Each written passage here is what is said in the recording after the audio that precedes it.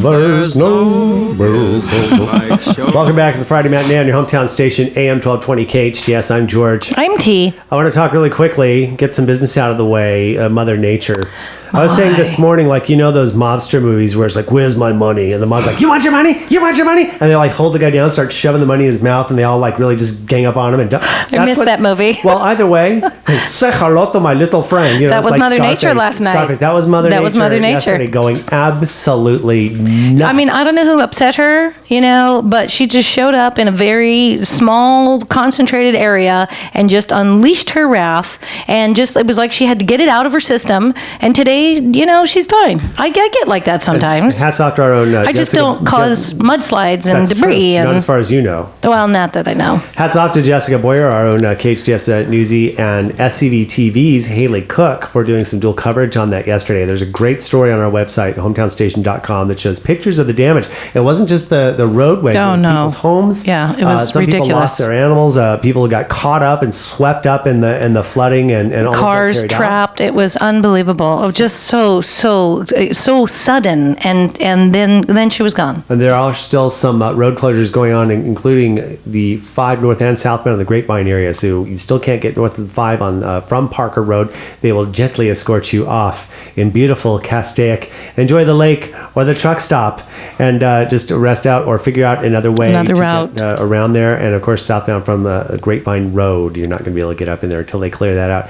There are some other road closures in the Leona Valley, Green Valley, Elizabeth Lake, Hughes, all those types of areas. Those are listed on our website at hometownstation.com, as well as on our Facebook page, facebook.com/KHTSAM. I'm trying to get my echo out there. I was thinking maybe my brain was empty. There's pinging noise. So Tia, it was like a couple months ago, we did like our top, I don't remember if it was top 5 or top 10 movies. I think it was 5. From that were most influenced Birth to 18. Most influenced our youth. Mm-hmm. And so I thought it would be fun to do this with television shows. Yes. A lot of times it's the pop culture that either shapes us or, you know, and I always find that fascinating to see what made us tick, what motivated us. You know, it's really funny. For me, when I first started watching television, it was movies. I watched, you know, The Wizard of Oz and the 10 Commandments and every Elvis movie that ever came on television. I was all about the movies. Best Elvis movie. Oh, for me, it was, I think, Blue Hawaii. I liked that. King Creole. Yeah, King Creole. It's hard to pick. It's like favorite children. I don't know if I can do that. You came to the right place. But so I watched movies, and it wasn't until I was probably 9 that I discovered episodic television shows. And so from 9 to probably 12, my brain was on fire with television. I loved TV shows. And then I kind of stopped and didn't really watch again until I was much older. In high school, I watched shows, but the ones that really shaped my youth were the ones I watched between 9 and 12. And it was, when you asked this list, it was sort of like, you know, pop quiz right now, top 5. Yeah. And we have 3 minutes. So I don't know that I've got them in order, but did you do yours in order, like top 5 and then count down, or just the top 5? I'd say top. I didn't really have the opportunity to put them in order either. Yeah. But so what was your first one? Dark Shadows. Dark Shadows. Dark Shadows, Barnabas Collins. I'm telling you, I would rush home from school, I'm a little gothic in my soul. So the idea that there was these normal people that lived in a relatively normal town, yet there were things going on. And as a kid, that was fascinating to me because the adult world was that mysterious to me. For all I knew, the teacher down the street or the guy running the counter behind 7-Eleven where I always went for like a pickle and ice cream once a week, they were dark. Not at the same time, right? No, sometimes yes. But they might have been, for all I know, werewolves and vampires. So Dark Shadows just sort of mirrored what I thought of the world. The Dark Shadows, to me, that was one of those. Now, Dark Shadows, for those of you who don't know, soap opera. It was a soap opera in the afternoons, and it was kind of like a horror soap opera, though. witches and vampires, and they all interacted, but they led normal lives. And most people might remember the Johnny Depp movie that came out a few years ago. Not anywhere near as good as what it was. No, but entertaining. I have a story because I have two older sisters. I was the youngest in the family, and Dark Shadows is on. It used to scare me. And they had one section of episodes where they had a guy with his head on a platter or something like that. And it scared me to death. I would run to the back of the house, and my sister was, no, George, they're done. He's not on TV anymore. And of course, I would go out, and there he was. All over again. So they were like that. It's the same thing with like Night Gallery used to scare me. Oh gosh, love Night Gallery. And then a lot of my other shows were, along the same line. So I'll give you 3 right in a row. I also was a huge fan of the Addams Family. Okay. I wanted to be a member of the Addams Family and figured in some small way I probably fit in. And the Munsters, it wasn't so much about the characters, but I loved the theme. And I loved the house, and the car was pretty groovy. But those were my other 2 shows. That was an interesting era in television where they kind of went to the fantasy aspect. Yeah. All sitcoms, you had My Favorite Martian, you had Bewitched, you had I Dream of Jeannie, you had the Addams Family, My Mother the Car, which I finally saw some episodes of that a couple of years ago, and literally the worst show ever on television. That was with Jerry Van Dyke, Dick Van Dyke's brother, and it really looked like every single cliche. It looked like a series of they just bad shook it up and threw it in. So, but interesting because that's about when it petered out. After they started kind of getting into more relevant comedy. So that's interesting because I love those too from a rerun perspective. But they weren't like the things that focused you. What were like? I gave you 3 of mine. Give me some of yours. Okay, I would go with. Can I read my own writing now? What is this? Batman. Oh, I loved Batman. That was one of the earliest shows where I wanted to grow up and date Adam West. I still remember because it was on. I was about 4 years old when it went off the air, so I do remember that when it was actually on the air. But then it went into reruns immediately afterwards. And the whole. Who was your favorite villain? Julie Newmar, Catwoman. Oh, even as a youngster. Even as a youngster. I like the penguin. So, WKRP in Cincinnati, and really mostly looking back on it. Look at that, radio guy. Interestingly enough, though, I had no desire to go into radio at the time, but I really... the characters, the interaction? I was a teenager, and it was funny. I liked the idea of the radio station, and interestingly enough, there are some facets of that show that remind me of our daily interaction. Little radio station struggling to survive. They have the one episode where he goes to the stereo store to do a live remote and nobody shows up. That never happens. So, and Mary Tyler Moore Show. Oh, I grew up on again, that. Journalism. I know it. I have my last one too. Saturday night television in the early 70s. You didn't have to go anywhere else. You had Channel 2, CBS, knocking it out. So you had All in the Family at 8. You had MASH at 8:30. I should see now. I'm starting to wake up. Yeah. You had Mary Tyler Moore at 9. You had Bob Newhart at 9:30, and then you had the Carol Burnett Show at 10 o'clock. Oh my God, the Carol Burnett Show. Yeah, that would be on my list too, and as an asterisk, because I wish we had variety shows. Don't you kind of miss that? I mean, I'm super tired of the reality variety shows because I'm so done peeking into other people's lives and humiliating people, and that everything's a contest. Can you dance well enough to get a prize? Can you sing well enough to get a trophy and a contract? Stop it. Just stop it. Variety Bring the talented people in and let them do their thing. They would need to revamp them so that they're more relevant, but I like the idea of the guest stars and the whole 9 yards because I don't know if you remember, I know that there were great shows like Carol Burnett went through to the late 70s and funny stuff, the Carol Burnett Show, because not only it was your traditional one, but you had such great talent. Oh my gosh, Tim Conway and Harvey Korman. Oh please, and Vicki Lawrence, who was very young when she joined the show, and all these who are classic. We look back in the classic, but by the late 70s, the format kind of petered out. It did, but that's sad. But I don't know that it's not that. I'm not sure that formula wouldn't work today. I like the idea of seeing someone who is, because that was the thing. Your favorite TV stars from other shows would then sing or dance or interact in sketches, and I think it was really Jimmy funny. Fallon is kind of doing that. He's kind of bringing back a little bit of the variety show, but I want to see I would like to see more of that. Just put it on, please, television executives, and let us decide. But I am tired of the contest aspect of talent. In the early 2000s, there were some things that I predicted quite well. First of all, I did accurately predict the demise of the Hummer. Did you now? Accurately. I said in 10 years, we'll look at that at as some sort of ecological nightmare, and they won't even be made. And I was right. Eco and ecological. I like that. Ecological. I know. So where am I from?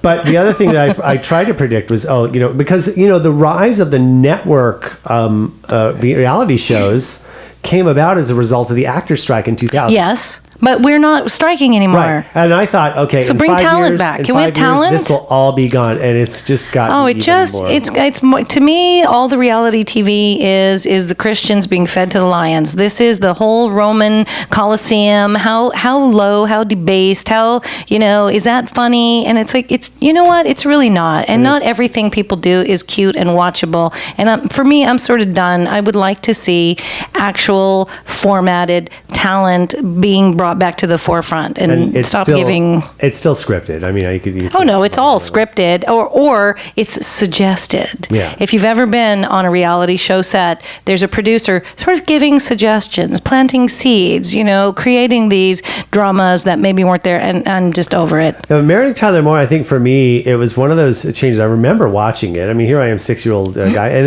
there's so many things to it now when you look back. Mm-hmm. It was one of the first empowering women TV shows where she wasn't a widow, she wasn't single because of something that happened to her. It was a choice. It was she was single by choice, career woman by choice, and interacting in kind of a man's world, but even still, she wasn't like the secretary. She was an associate producer, and watching that every week, though, as a 6, 7, 8, 9, I think it went off the air when I was 12, it was still funny and relevant. Isn't that funny? Because here it was a show that was scripted and crafted for adults. And you were the little kid going, yeah, I can relate to this. I loved Ted Baxter, and looking back on it, I mean, historically, the Chuckles the Clown episode where their clown guy dies, and I mean, one of the most classic 30 minutes of television ever. You hear a little song, a little dance, a little seltzer down your pants. You should look that up. It's hysterical. Did you go through all the years yet? I did not. I was going to say the relatability, because for you were also a young man growing up in a household full of women, so there was a lot of that relatability, working women and independent. For me, I did not grow up in the Brady Bunch household. I grew up in an insanely chaotic, ridiculous people who were so. I wrote about it this morning on my website at tkatz.com, where family members were just so consumed with themselves that there was no room left for me. And I remember as a kid, sucks. Exactly. And the Brady Bunch, here were two normal people who, one was a widow, the other one was divorced, and they were just making it work, blending these families.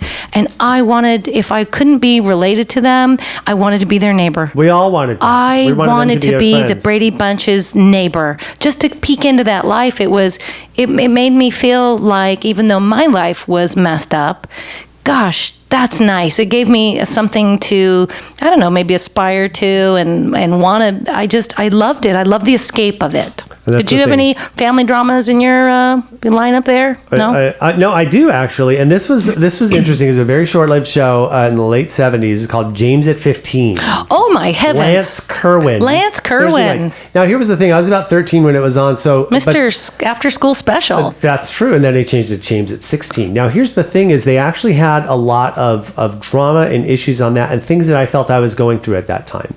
So again, relatability. And from a boy's perspective. Yeah. And I thought it was interesting. You look now in the late 70s, and it was the first TV show that I know that actually, because it was when he was 16, he had a little thing with a Swedish exchange student. Oh, girls from Sweden. But what they did, I think what happened, but yeah, so that was the deal, and it was a big deal. So were you waiting for your exchange student after this? Come on, Sweden, Ukraine. No, I never got my Swedish exchange student, not that way. But that's a whole other Oprah, as they say. But in this case, though, and dealing with the aftermath of that, and then a few episodes later, I think maybe network executives got nervous, so they had to have the STD. Yeah. But it really was a situation where here was a kid just trying to be a normal kid, real like life, I was, real life, and there was a lot of relatability on that. Yeah. So I think I went through 5, but I know that I forgot one, and that my last one would be Star Trek. Star Trek. Star Trek, I remember my family, one of the magazines we used to get in the mail quite religiously was Popular Mechanics, and then the other one was, it was the same company, dang it. It wasn't Starlog, Popular Science. Popular Science came in the mailbox, and I remember I'd flip through that, and it was giving projections of ideas, of things that might come, things that they were working on, and I was so excited for the future because I was a kid being raised on the space race. Space Sticks and Tang and all the foods that the astronauts ate, and I thought this was going to be my future. I just knew it. So a show like Star Trek made me think like, again, it was soap opera in space, and I still have a little thing for Captain Kirk type delivery. Well, and I'll tell you, Star Trek, I watched that as a kid too, and I could have easily added that as one of mine. As a matter of fact, I just recently went through all of them on Netflix. And what they did is they re-released in the DVD like a few years back, but they redid all of the space special effects, so it looks really good, and those still hold up. And there's a thing about that, the forward-thinking aspect of Gene Roddenberry in having a multiracial cast. Although interestingly enough, most of the universe is populated by Caucasian humanoids, maybe with just a little bit of a rigid forehead or something like that. Either way, though, but they were the bad guys, and showing minorities in position of authority. And not just being like the servant guy. They had minorities as doctors. You had Uhura, who was the communications officer. She wasn't just someone. She actually was a person of rank. And that was such exactly forward thinking. And it's like, this is the way the world should be. This is how we should all behave. And then I also had a massive thing for logic. I loved Spock's logic, and I didn't always like that he was the guy without feelings, but I thought, this to me as a little kid, talking about what influenced us from 0 to 18, the idea that logic can be of such great importance in any and every situation. There was something about that message that just stuck to my little brain. Although logic was not always infallible, because there were episodes where it actually failed him. It failed him. Feelings, and they show that too. But I think the idea there, and you're right about but moderation, going all things. out and on not on a mission of conquest, but on a mission of peace, to be able to go out and not leave their worlds alone. Just kind of, I think that's a wishful thinking on how maybe perhaps having just celebrated Columbus Day or acknowledged or whatever Columbus Day, whatever we call it. There's a lot of things about Indigenous Day and what happened in that role of why are we celebrating why are we changing? And in that regard, though, because we look celebrate at that, the difference. Because the idea with Star Trek is to just go and learn, observe, learn, interact, and conquer. And I think that's a fascinating thing. I want to add also MASH, because that was MASH was great. So on so many levels. I loved Radar. I mean, you had a show that went on for 12 years, taking place in a war that was actually about maybe 2.5 years of our involvement. So it's interesting how they all ended up with long hair and stuff like that, and Hot Lips Houlihan with like her 80s Hot Lips Houlihan. But of course, the relevance. There were separate messages there. MASH coming out of the tail end of the Vietnam War. But for me, as an 8-year-old, when it came out, it was just funny. Again, a very, very adult humor, written for the grown-ups. But it is interesting how that was the thing that seeped through and created some of your consciousness. My parents, especially my dad, was like, "You're going to watch TV with this, and you're going to watch what you're going to watch the grown." Well, so I didn't get to watch all the. I told you, Out of Towners was, I think I saw when I was 8 or 9 years old. It was totally inappropriate, but one of the best films I ever saw. But MASH too. I was thinking about this earlier. It's like, I wanted to be Hawkeye Pierce, that quick-witted guy, even though he had great writers doing that for him. But he always had the comeback. I've always, focused on the comeback, focused on being ready in case someone hits me with, no matter what it is, I can come back around. And then the changes in the show, though, of course, because they had personnel changes. Wayne Rogers, who actually left because he was working without a contract. That is the reason why Wayne Rogers' Trapper John left, and that was he was never under any long-term contract. And when it came time to negotiate something, they didn't give him what he wanted, and it was something like that. So he was with that one. So they brought other people in. I think McLean Stevenson, that was the biggest mistake of his life to lead that show. And I will tell you too, he was brilliant. And so underestimated. McLean Stevenson, of course, who played Colonel Blake, because he could be.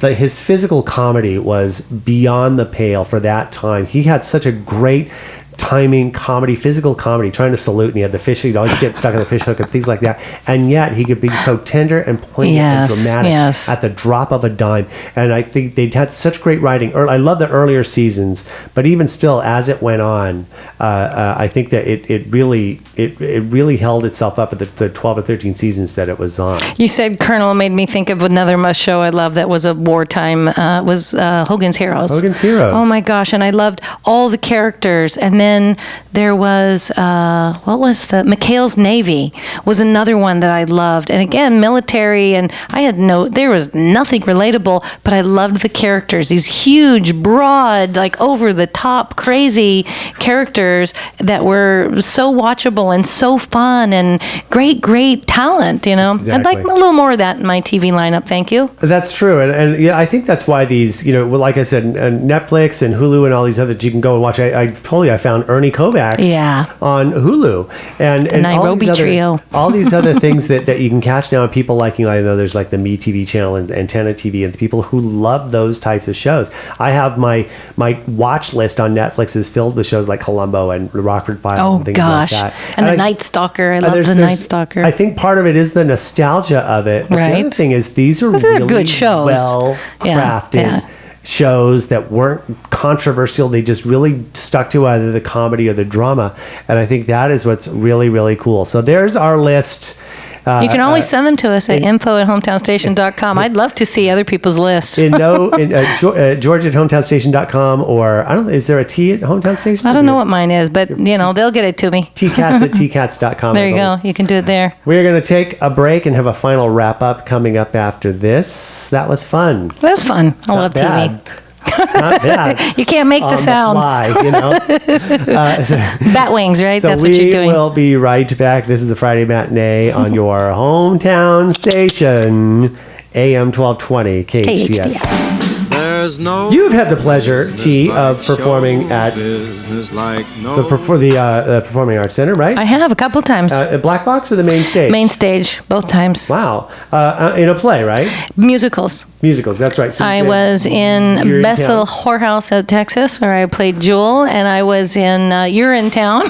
And it's like, wow, I keep coming up with the greatest titles for my shows. For radio, Mommy, let's go see the best little whorehouse in Texas. It was a fun show, very sassy. I was the housekeeper, and then I did the Urinetown, where I was Pennywise, which was a very interesting, funny, dark show. But I love that stage. I've never performed there. I know that there's, the CTG or anywhere else, I should say, Canyon Theater Guild's Santa Clarita Repertory Theater.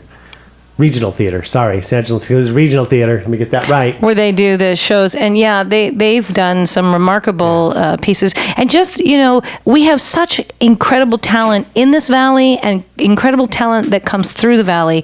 I had the opportunity to go see Time Jumpers after interviewing Kenny Sears, who's got one of the most phenomenal musician stories ever. But those guys gathered on that stage, some of the finest musicians truly in the world, studio musicians, but even our own locally grown talent.